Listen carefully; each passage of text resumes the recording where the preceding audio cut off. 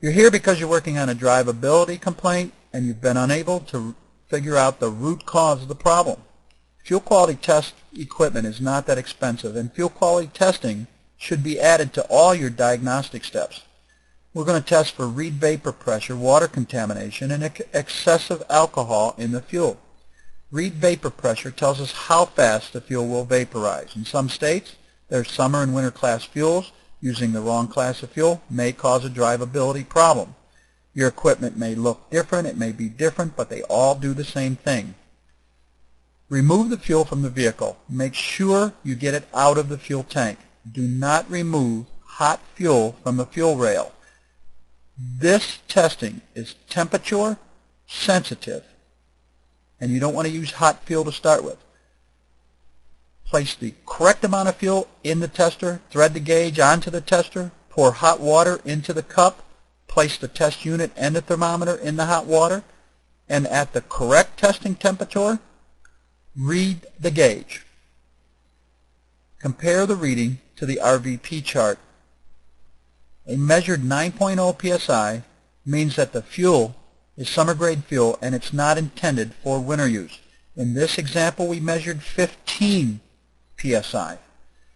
When we compare this reading to the RVP chart, it says that at 15 psi it should not be used above 70 degrees Fahrenheit. That's a winter grade fuel. Readings this low, and you can see it's very low on the gauge, may cause an extended crank or a no start condition. Fuel can get old and not reach the minimum RVP class of 9.0. We've all experienced a lawnmower that wouldn't start, and then when we got new fuel, it started right up. Your customer's fuel can get old. If the fuel has the wrong RVP, drain and flush the fuel tank, replace with the correct fuel. You may want to explain to your customer they need to be selective where they purchase their fuel. Testing for water in the fuel requires special equipment also. It's just a cable. It's best to test the fuel in the fuel tank and not remove the fuel from the fuel tank. Coat the tip of the cable with Aqua Check. Place the coated cable tip into the fuel tank and move it around. The Aqua Check will turn purple if there's water in the fuel tank. If there's water present, drain and flush the fuel tank, replace it with good fuel. Explain to the customer once again, they may want to be selective where they purchase their fuel. To test for excessive alcohol in the fuel, a syringe works the best. If you don't have a syringe, make sure you use a container that you can cover. Mix 3 cc's of water and 9 cc's of fuel in the syringe. Shake it vigorously for a minute. After shaking it, let the syringe stand for 1 minute. If alcohol is present, it will separate from the fuel and dissolve with the water and settle at the bottom. This is very difficult to see in this slide, so we added dye to the water so that it could be seen clearly.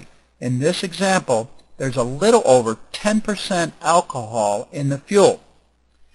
And normal amounts of alcohol are MBE and MTBE shouldn't be more than 15%.